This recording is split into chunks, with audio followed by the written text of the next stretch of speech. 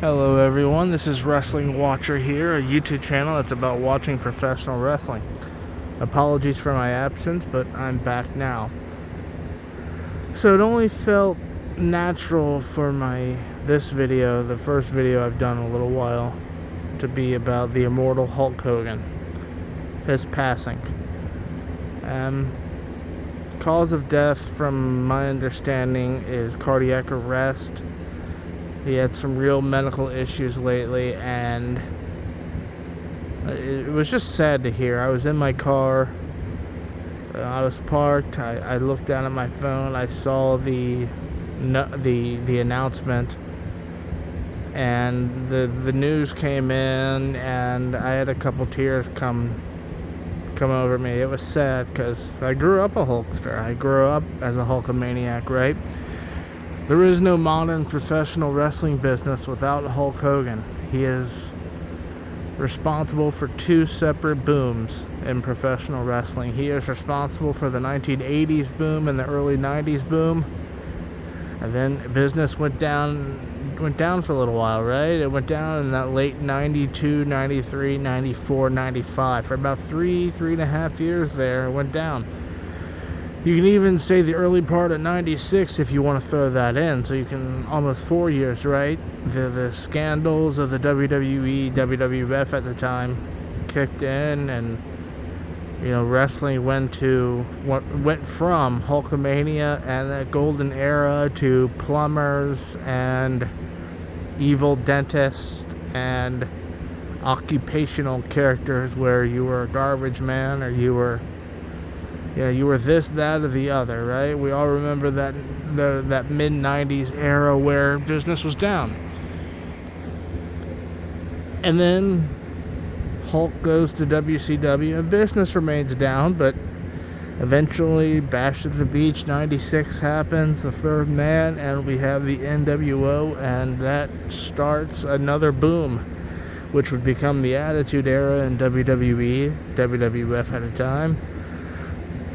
And the Monday Night Wars would ensue, and both of those booms, the 80s Golden Era and the Monday Night Wars, are a result, in large part, to Hulk Hogan. Now, he started off in 77 training in Florida. I believe it was Hiro Matsuda that broke him in. I believe his first day broke his leg, actually.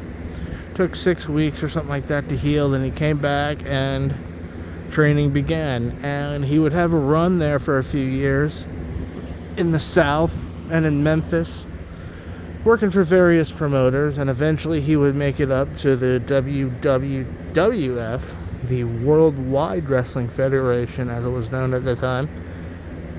And he would work under Vince Sr., the father of Vince McMahon. And he had a good run up there. He worked with Andre at Shea Stadium. He had Classy Freddie Blassie as his manager. And, it was a pre-WrestleMania time when the territories were still hot and going. And it's an underappreciated part of his career, because you didn't have, I don't think he had mass cable back then. And quite frankly, it was just a long time ago. It was very early on in his career. Eventually, he would leave there after doing Rocky 3 because Vince Sr. didn't want him to do it. He fired Hulk, and Hulk left. He did Rocky 3, he did the movie. Then he would go on to Minneapolis, to the old AWA, all the American Wrestling Association. The AWA, with the Gagne family, and he would have a run there with Bockwinkel, and he would feud with Bockwinkel, and that's where the early inception of Hulkamania really began.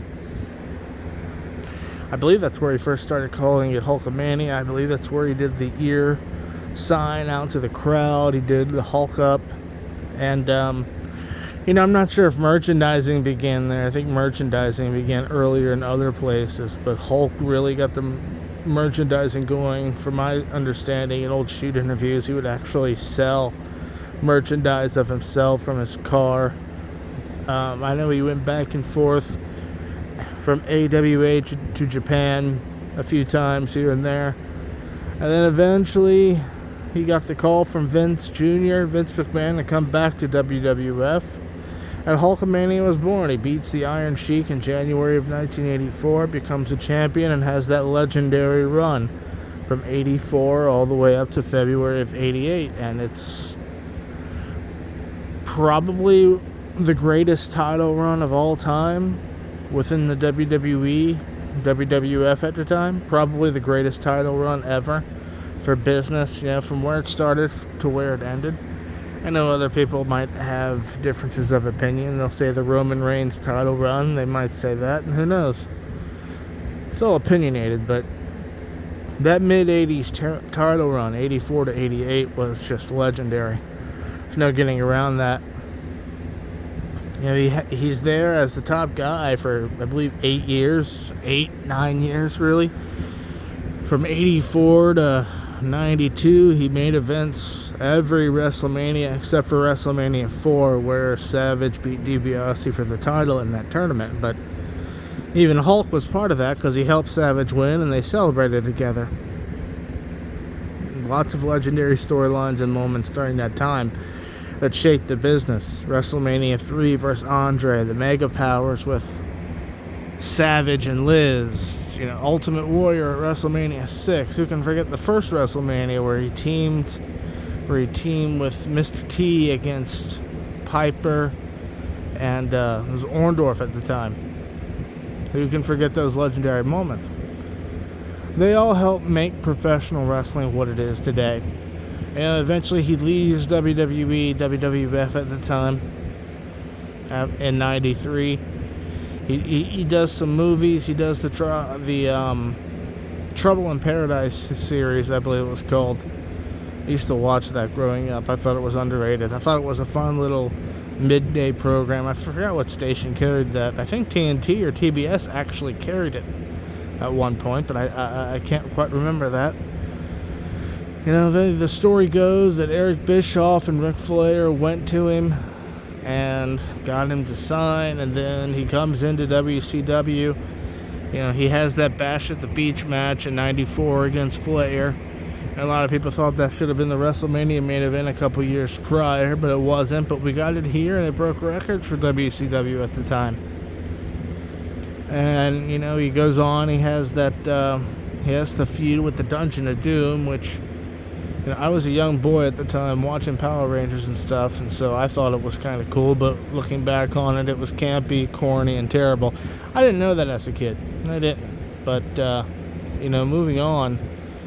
Then the legendary NWO run where he became the cool heel. You hated him, but you loved to hate him, and he was cool. You watch those entrances with him and Rodman at the United States Center, that one legendary entrance where the limo of the NWO guys comes up in the back and the music's already starting, and they walk out from the back stage area to gorilla position out to the ring. That's a legendary entrance. And Voodoo Child, that is such a perfect heel entrance song. Voodoo Child, it just is. Then he eventually, WCW, as we all know, goes out of business, and Hulk makes that run back in 2002, and he's there from 2002, then from to 2003. If I can talk.